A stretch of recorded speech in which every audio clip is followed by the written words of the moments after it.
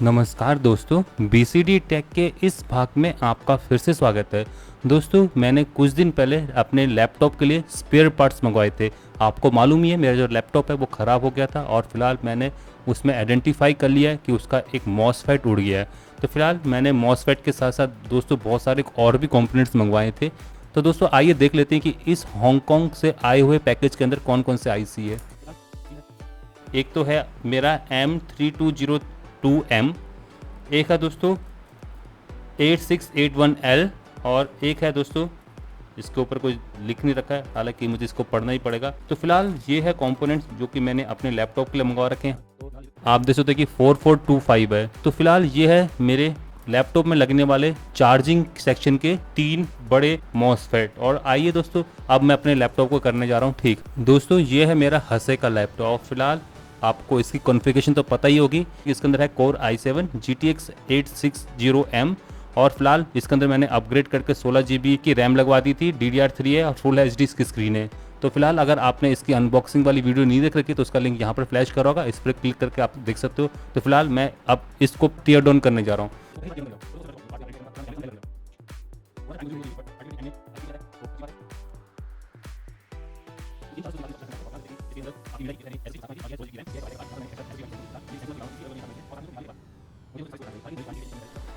तो दोस्तों ये है इसका मदरबोर्ड और फिलहाल इसी मदरबोर्ड में कुछ कंपोनेंट्स मेरे ख़राब हो चुके हैं। फिलहाल दोस्तों मैं आपको बता देता हूँ कि मैंने इसका जो फॉल्ट है वो कैसे ढूंढा। दोस्तों इसका जो मेन प्रॉब्लम थी इसमें कि आप यहाँ पर जब चार्जर लगाते थे और यहाँ पर बैटरी कनेक्ट करते थे तो फिलहाल जो आपका चार्जर था वो ट्रिप कर जाता था, मतलब कि चार्जर ऑफ हो जाता था। और फिलहाल ये ऑफ इसलिए होता है चार्जर क्योंकि चार्जर के अंदर लगा होता है प्रोटेक्शन सर्किट। अगर कहीं पर आपके इस मदरबोर्ड में शॉर्ट है इस चार्जिंग की लाइन में, फिलहाल दोस्तों चार्जर इस शॉर्ट को डिटेक्ट कर लेता है और अपने आप को बंद कर लेता है। तो दोस्तों यहाँ पर मैंने देखा अगर मैं बैटरी को निकाल देता हूँ तो फिलहाल चार्जर ट्रिप नहीं कर रहा था और लैपटॉप चल जा रहा था। और इवन अगर बैटरी को चार्ज करके लगाता हूँ तो फिलहाल उससे भी आपका लैपटॉप ऑन हो जा रहा था, बट दोनों को एक साथ चलाने पर ये ऑन नहीं हो रहा था। तो फिलहाल मैंने इसका जो सिमेट्रिक डायग्राम था जो कि आपको गूगल में भी मिल जाएगा सर्च करने पर, तो उसको ट्रेस किया। तो फिलहाल सिमेट्रिक डायग्राम कुछ ऐसा है। ये है दोस्तों 19.5 वोल्ट की इनपुट पॉइंट, 2 मॉसफेट है रास्ते में और उसके बाद इस मॉसफेट से जो आउटपुट जा रही है दोस्तों यहाँ पर एक था अनदर मॉसफेट। और फिलहाल इस मॉसफेट को कंट्रोल करने के लिए यहाँ पर थी चार्जिंग IC और इस मॉसफेट से जो आउटपुट है इस कॉइल के थ्रू होते हुए आपकी इन 2 मॉसफेट्स पर जा रही थी और इस मॉसफेट से आउटपुट आपकी इस बैटरी पर जा रही थी। तो फिलहाल दोस्तों मैंने पूरा का पूरा सर्किट ट्रेस किया। आप देख सकते हैं कि यहाँ पर शोल्डरिंग के निशान है। मैंने इस कंपोनेंट्स को भी निकाला, इसको भी निकाला, इसको भी निकाला और फिलहाल दोस्तों जब मैंने यहाँ पर लगे हुए मॉसफेट को हटाया तो जो मेरी प्रॉब्लम थी वो सॉल्व होगी। तो यहाँ पर डेफिनेटली कहा जाए तो ये जो मॉसफेट थी ये शॉर्टेड है। और इवन दोस्तों जब मैं चार्जर को यहाँ पर लगा रहा था तो डायरेक्ट यहाँ पर 19 वोल्ट पहुँच रहे थे। इसका मतलब दोस्तों कि जो बैटरी के साथ ये ट्रिप इसलिए मार रहा था कि 19 वोल्ट डायरेक्ट चार्जर के यहाँ पहुँच जा रहे थे। इसका मतलब दोस्तों कि रास्ते में लगे हुए या तो ये मॉसफेट या फिर ये मॉसफेट या फिर ये चार्जिंग IC यहाँ पर ख़राब हो चुकी है या शॉर्ट हो चुकी है। तो मैंने सर्च किया और मुझे फाइनली ये मॉसफेट मिला जो कि शॉर्ट था।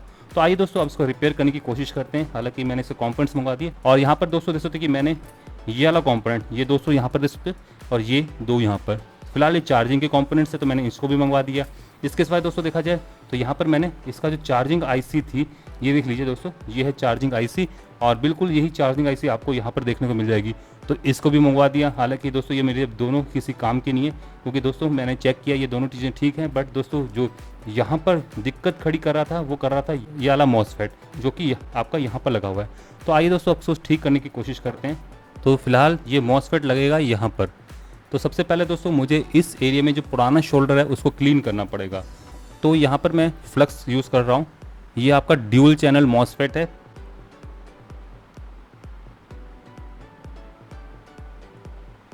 तो फिलहाल क्लीन हो चुका है। आइए अब इस ट्रांजिस्टर को बाहर निकाल लेते हैं जो कि मैंने मंगा रखा है। और फिलहाल देखा जाए तो काफ़ी छोटा है ये और यहाँ पर इसकी अलाइनमेंट दोस्तों अब बहुत ज़्यादा यहाँ पर मैटर रखती है। मुझे अलाइन अच्छे से करना होगा, अगर उल्टा कर दूंगा तो फिलहाल तब भी दिक्कत हो जाएगी। अलाइनमेंट के लिए दोस्तों खुद ही देख लीजिए आप, ये इस टाइप से होगा।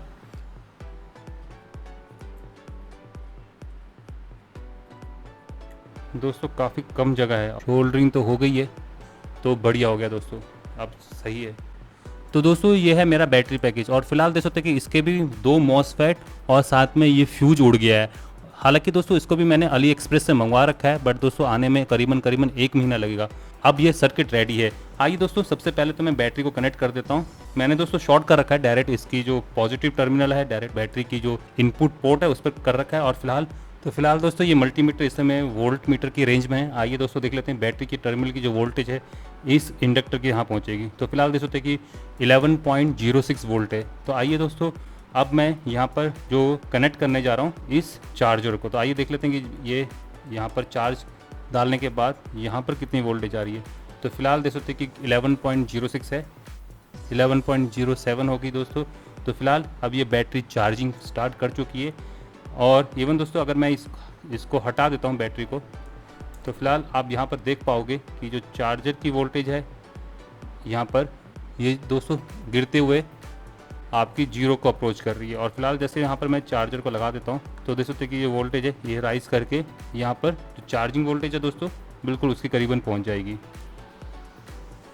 तो दोस्तों अल्टीमेटली यहाँ पर मैं कह सकता हूँ कि ये जो मेरा प्रोजेक्ट है ये सारा सक्सेसफुल हो चुका है।